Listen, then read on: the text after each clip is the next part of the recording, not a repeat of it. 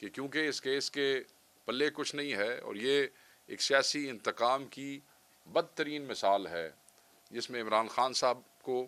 اور ان کی زوجہ بشرا بی بی کو جو ہے وہ سزا دینے کا ماحول تو آپ کو پتہ ہے. ایوری بڈی واز ایکسپیکٹنگ کہ آج بلکہ خان صاحب کا بیان آیا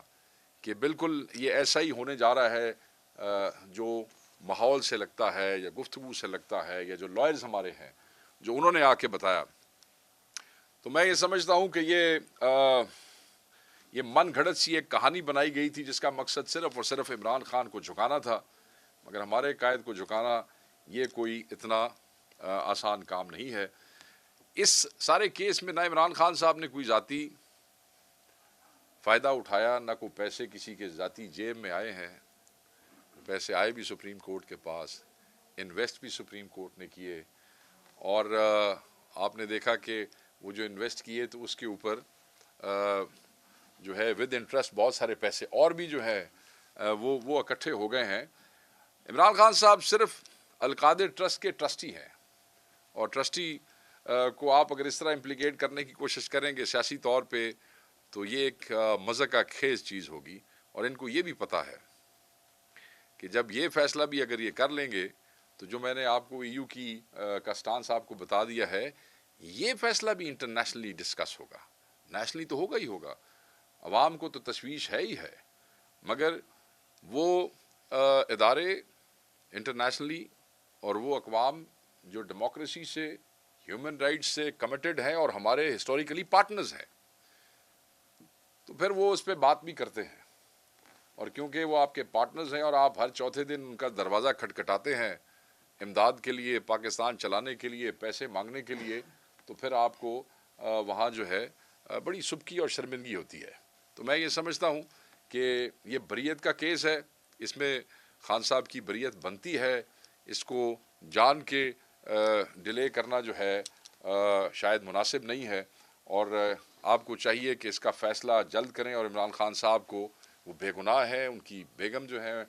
زوجہ وہ بے گناہ ہے، اور ان کو انصاف ملنا چاہیے. اور وہ اس ملک کے سب سے بڑے لیڈر ہیں اور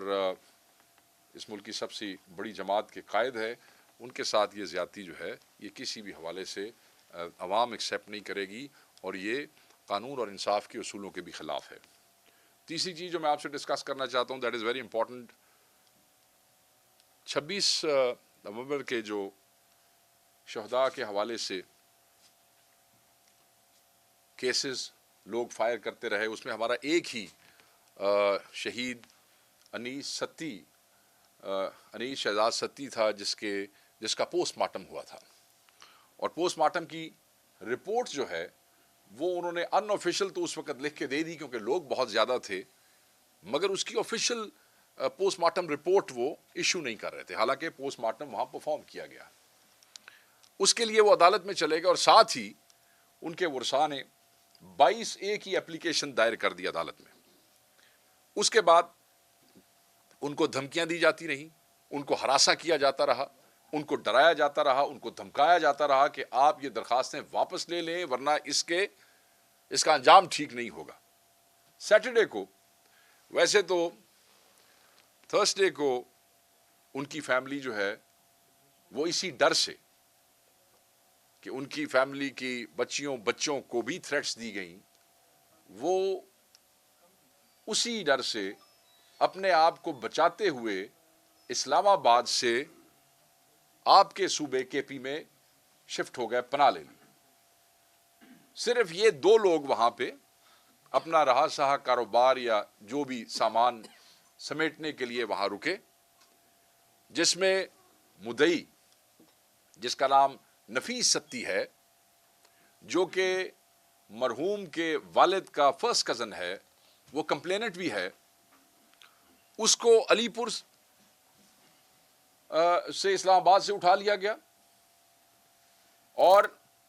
شہید کا بھائی جو کہ پولیس ملازم ہے SPU میں، اس کو اس کے متعلقہ DSP امتیاز بٹ اس نے اریسٹ کر کے یا اغوا کر کے آپ کہہ سکتے ہیں اگینسٹ ہز ول اس کو پولیس لائنز میں جو ہے وہ شفٹ کر دیا. اور یہ چیز جو ہے آپ نے دیکھا ہوگا کہ میڈیا کے کئی دوستوں نے اس کو مینشن کیا، سوشل میڈیا نے اس کو مینشن کیا. ان کا مقصد صرف یہ تھا کہ آج 22/1 کی تاریخ تھی، آج عدالت میں پیش ہو کے انہوں نے اپنا وہ جو اپلیکیشن تھی اس کے حوالے سے بیان دینا تھا. مگر آج صبح کیا ہوتا ہے کہ وہ بہت سے سادہ کپڑوں میں ملبوس لوگوں کے ساتھ ان دونوں کو پیش کیا جاتا ہے عدالت میں. ایک جمگھٹا لگا ہوا تھا، ایک ہی طرح کے کپڑے اور ایک ہی طرح کے وہ پتہ نہیں کس اس کے لوگ تھے، وہ پولیس کے تھے، وہ سی ٹی ڈی کے تھے، وہ سیکورٹی برانچ کے تھے، ادھر کے تھے یا ادھر کے تھے، جو بھی تھے، بہرحال سادہ کپڑوں میں ملبوس لوگوں کا ایک جتھا جو ہے وہ ان کو لے کے وہاں پہنچا اور وہاں ان سے یہ بیان دلوایا گیا کہ یہ 22 سے ہم نے فائل ہی نہیں کی ہے